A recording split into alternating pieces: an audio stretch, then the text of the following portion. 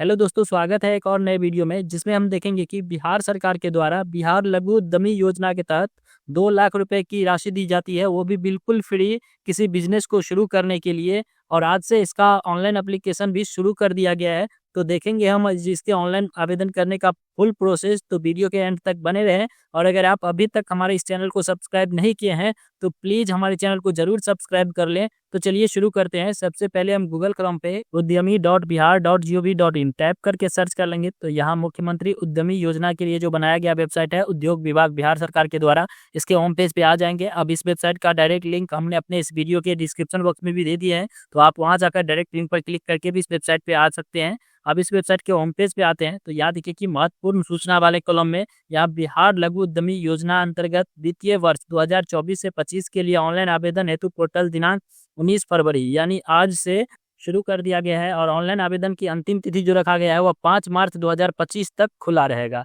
अब आवेदन करने के लिए यहाँ देखिए कि इस पे क्लिक करेंगे। इस पे क्लिक करने से पहले स्क्रॉल करके नीचे आएंगे और इसके बारे में अगर जानकारी देखना चाहते हैं इस योजना के बारे में तो यहाँ देखिए कि फर्स्ट में जो डाउनलोड का लिंक दिया गया है इस पे क्लिक करेंगे। इस पे क्लिक करते हैं 6 पेज का एक PDF डाउनलोड होकर आता है और इसमें इस योजना के बारे में सारी जानकारी दी गई है। यहाँ पे उद्देश्य दिया गया है कि इस योजना का उद्देश्य क्या है और यहाँ पे कैटेगरी वाइज व्यापार दिया गया है कि आप कौन कौन से बिजनेस कर सकते हैं। जैसे यहाँ पे देखिए कि एक कैटेगरी में ये सब बिजनेस आती है और यहाँ B कैटेगरी और C कैटेगरी कुछ इस प्रकार से रहेगा। उसके बाद यहाँ पे नोट में बताया गया है, यहाँ पे अर्हता बताई गई है कि आवेदक बिहार के स्थायी निवासी होना चाहिए, कम से कम 10+2 यानी कि इंटरमीडिएट या ITI या पॉलिटेक्निक डिप्लोमा या समकक्ष उत्तीर्ण होना चाहिए। यानी कि कम से कम इंटरमीडिएट होना चाहिए तभी आप इसके पात्र होते हैं। 18 से 50 वर्ष की आयु सीमा होना चाहिए। इकाई proprietorship firm, partnership firm, LLP अथवा PVT LTD कंपनी हो। प्रोप्राइटरशिप व्यवसाय उद्यमी द्वारा अपने निजी पैन पर किया गया हो। अब यहाँ पे देखिए कि कुछ इस प्रकार से इसकी अर्हता दी गई है और यहाँ पे योजना अंतर्गत कोटि बार आवेदन हेतु पात्रता दी गई है।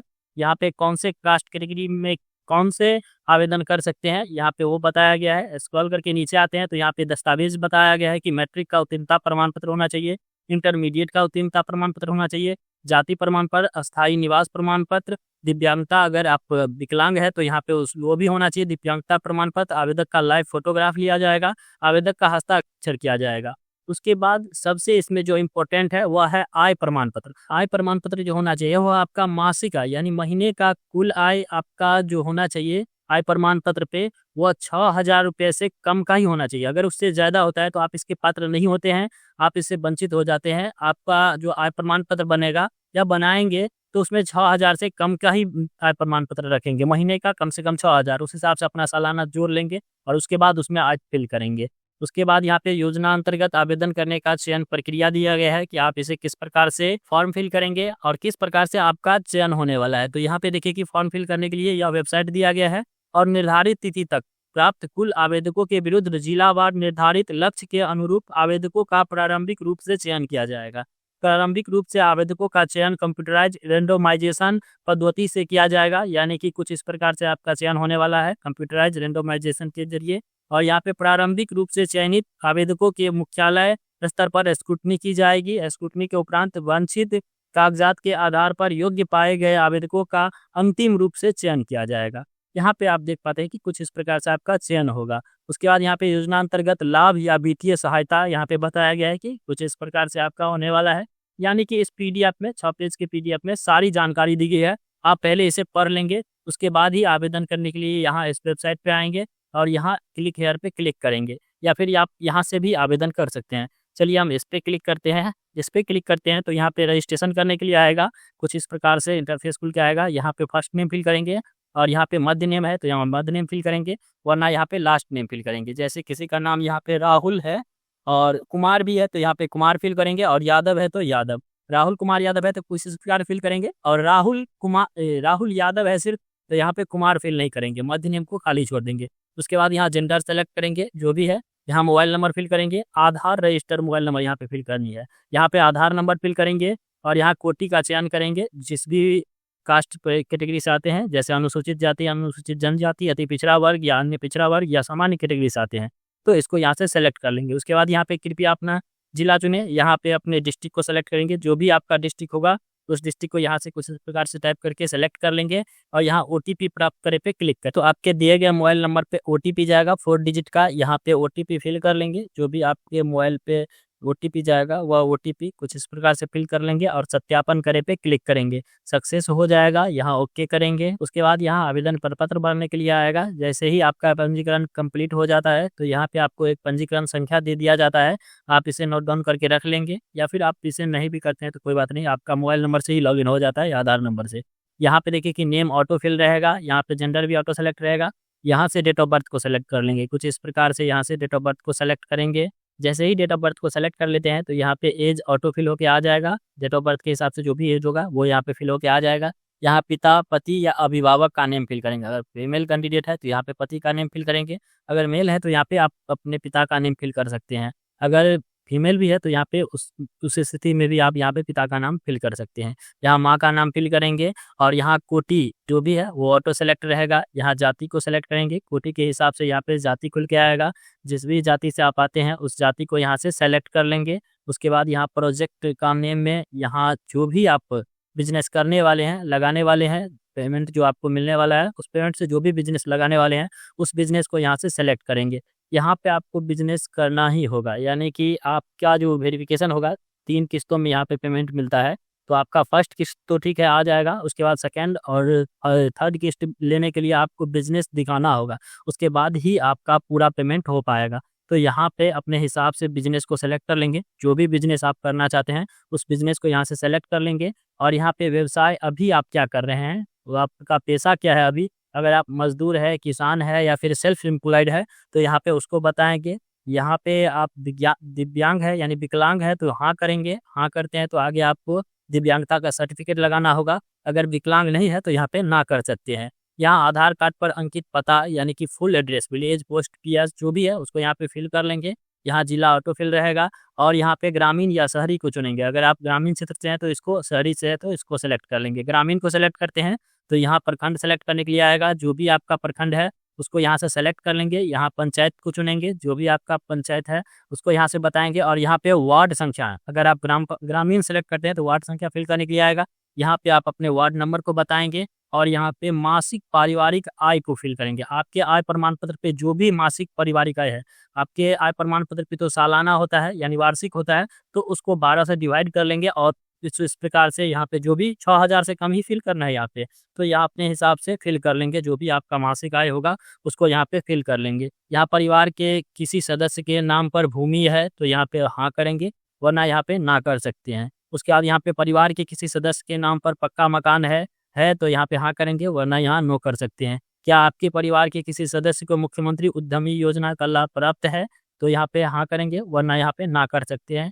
यहाँ पूछा जा रहा है क्या परिवार में किसी सदस्य के पास सरकारी नौकरी है, हाँ करेंगे या ना कर सकते हैं।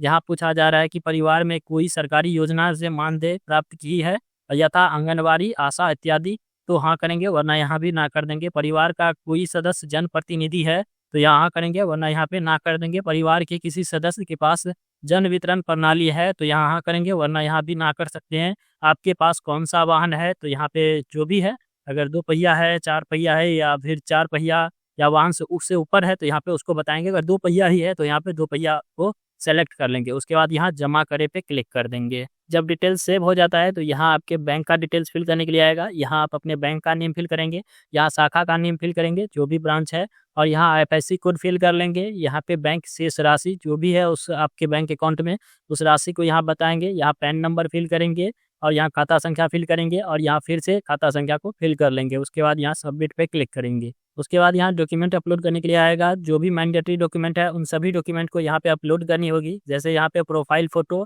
यहाँ स्टार्ट कैमरा पे क्लिक करेंगे और जो भी आपका वेब कैमरा ऑन हो जाता है उसके बाद यहाँ मैंडेटरी डॉक्यूमेंट, उसके बाद यहाँ डॉक्यूमेंट अपलोड करने के लिए आएगा। यहाँ मैंडेटरी डॉक्यूमेंट जो भी लगने वाला है उन सभी डॉक्यूमेंट को अपलोड करेंगे। सबसे पहले यहाँ प्रोफाइल फोटो को अपलोड करेंगे। उसे अपलोड करने के लिए यहाँ स्टार्ट कैमरा पे क्लिक करेंगे। क्योंकि आपका लाइव फोटो लगने वाला है तो आप जिस भी सिस्टम से कर रहे हैं उसमें आपका वेब कैमरा होना चाहिए। अगर आप कंप्यूटर से कर रहे हैं तो वेब कैमरा होना चाहिए, लैपटॉप से कर रहे हैं तो आप अपने लैपटॉप के कैमरा को ऑन कर लेंगे और यहाँ स्टार्ट कैमरा पे क्लिक करके फोटो को कैप्चर कर लेंगे। लाइव फोटो लगने वाली है तो यहाँ से लाइव फोटो को कैप्चर करके यहाँ पे अपलोड कर लेंगे। जैसे ही फोटो अपलोड हो जाता है तो यहाँ पे शो होने लगता है उसके बाद यहाँ आयु का सत्यापन दस्तावेज यानी कि मैट्रिक सर्टिफिकेट जिसमें जन्म तिथि अंकित हो, या पैन कार्ड या आधार कार्ड आप यहाँ पे अपलोड कर सकते हैं। यानी कि आयु सत्यापन दस्तावेज के रूप में आप अपना मैट्रिक सर्टिफिकेट या पैन कार्ड या आधार कार्ड या जन्म प्रमाण पत्र को अपलोड कर सकते हैं। 200 केबी से कम के साइज में ही पीडीएफ प्रारूप में ही अपलोड करेंगे। यहाँ पे देखिए कि ऊपर में बता दिया गया कि जेपीजी फॉर्मेट में, पीएनजी या पीडीएफ फॉर्मेट में। तो आप इस दस्तावेज को पीडीएफ में बना लेंगे 200 केबी से कम में और अपलोड कर देंगे, तो यहाँ पे शो होने लगेगा। उसके बाद यहाँ आवासीय प्रमाण पत्र को भी अपलोड करेंगे पीडीएफ प्रारूप में ही, और यहाँ पैन कार्ड को अपलोड करेंगे, यहाँ पे जाति प्रमाण पत्र को अपलोड कर लेंगे, यहाँ हस्ताक्षर जेपीजी फॉर्मेट में हस्ताक्षर को अपलोड करेंगे 200 केबी से कम के साइज में। यहाँ अपलोड करेंगे तो यहाँ पे शो होने लगेगा। उसके बाद यहाँ मासिक पारिवारिक आय का प्रमाण पत्र जो भी है अंचल कार्यालय द्वारा निर्गत होना चाहिए, यानी कि आपके ब्लॉक से बना होना चाहिए, उसको यहाँ पे अपलोड कर देंगे। और यहाँ आधार कार्ड को अपलोड करेंगे, यहाँ अंतिम 6 महीने का बैंक स्टेटमेंट अपलोड करेंगे।